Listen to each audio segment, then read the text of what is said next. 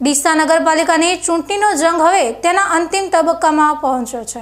ત્યારે શહેરના ward number 4માં રાજકીય માહોલ વિધાનસભાની ચૂંટણી જેવો ગરમાયેલો જોવા મળી રહ્યો છે।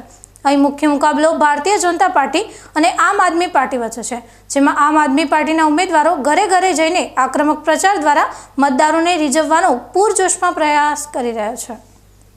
ડીસાના રાજકીય ઇતિહાસમાં આમ આદમી પાર્ટી આ વખતે જે રીતે સક્રિય અને આક્રમક તેવર સાથે મેદાનમાં ઉતરી છે, તેનાથી હરીફ પક્ષોમાં પણ ફફડાટ જોવા મળી રહ્યો છે। ખાસ કરીને વોર્ડ નંબર 4માં ભાજપના ગઢમાં ગાબડું પાડવા માટે આપ દ્વારા 3 મજબૂત ચહેરાઓને મેદાનમાં ઉતારવામાં આવ્યા છે, જેમાં અગાઉ વિજેતા બનેલા વિજયભાઈ દવે, કાયદાના નિષ્ણાત અને ગત ચૂંટણીમાં 1400થી વધુ મત મેળવનાર એડવોકેટ સુભાષભાઈ ઠક્કર અને સ્થાનિક સ્તરે મોટું પ્રભુત્વ ધરાવતા મહિલા આગેવાન રંજનબેન પંચાલનો સમાવેશ થાય છે। આ ત્રિપુટી અત્યારે વહેલી સવારથી મોડી રાત સુધી મતદારોની વચ્ચે જોવા મળી રહી છે। પ્રચારની શરૂઆત વહેલી સવારે નાનાજી દેશમુખ ગાર્ડનમાં લોકો સાથે મુલાકાતથી થાય છે, જે આકરી ગરમીમાં પણ અટક્યા વગર રાત્રે 10 વાગ્યા સુધી સતત લોકસંપર્ક તરીકે ચાલુ રહે છે। આ ઉમેદવારો વોર્ડની એક ગલી અને ખૂણે ખૂણે પહોંચીને લોકોના પડતર પ્રશ્નો અને તેમના હક્કો માટે લડવાની ખાતરી આપી રહ્યા છે। સ્થાનિક લોકોમાં પણ આ વખતે પરિવર્તનની લહેર હોય તેમ આ ઉમેદવારોને ઠેર ઠેર ભવ્ય આવકાર મળી રહ્યો છે। આમ આદમી પાર્ટીની આખી ટીમ અત્યારે પૂરા ઉત્સાહ સાથે મેદાનમાં પરસેવો પાડી રહી છે, જેના કારણે વોર્ડ નંબર 4માં રસાકસી ભર્યો જંગ ખેલાય તેવી પૂરેપૂરી શક્યતાઓ દેખાઈ રહી છે। અત્યાર સુધીમાં આ ઉમેદવારોએ લગભગ તમામ મતદારોનો રૂબરૂ સંપર્ક કરી લીધું છે અને હવે સૌની નજર મતદાનના દિવસે લોકોના મિજાજ પર ટકેલી છે। નમસ્કાર, હું રંજનબેન ગોવિંદભાઈ પંચાલ, વોર્ડ નંબર 4 ડીસા નગરપાલિકા આમ આદમી પાર્ટી તરફથી ઉમેદવારી નોંધાવી છે। વોર્ડ નંબર 4માં દરેક વિસ્તારમાં સુંદર વ્યવસ્થા અને વિકાસના કામો માટે પ્રયત્નશીલ રહું તેવા તમારા આશીર્વાદ સાથે આવી છું। વોર્ડ નંબર 4માં ડીસા નગરપાલિકામાં મહિલા ઉમેદવારી નોંધાવી છે।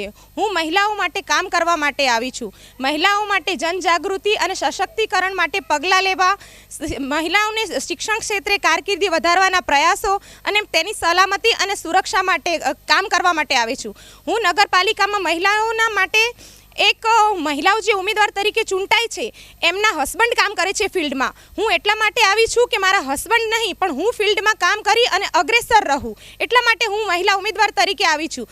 આપનો કિંમતી પવિત્ર વોટ ઝાડુના નિશાન પર બટન દબાવી આપી અને અપાવી અમારી ટીમને વિજેતા બનાવશો। ધન્યવાદ। હવે વોર્ડ નંબર 4ના મતદારોનો શું મિજાજ છે તે જાણવા માટે પણ અમે પ્રયાસ કર્યો હતો અને કોઈ પણ રાજકીય કાર્યકર વગર અમારી ટીમે વોર્ડ નંબર 4ના મતદારો પાસે પહોંચી હતી અને આ વખતની ચૂંટણીમાં તેમનો મિજાજ શું છે તે જાણવાનો પ્રયાસ કર્યો। ત્યારે સ્થાનિક મતદારો શું જણાવી રહ્યા છે, સાંભળો।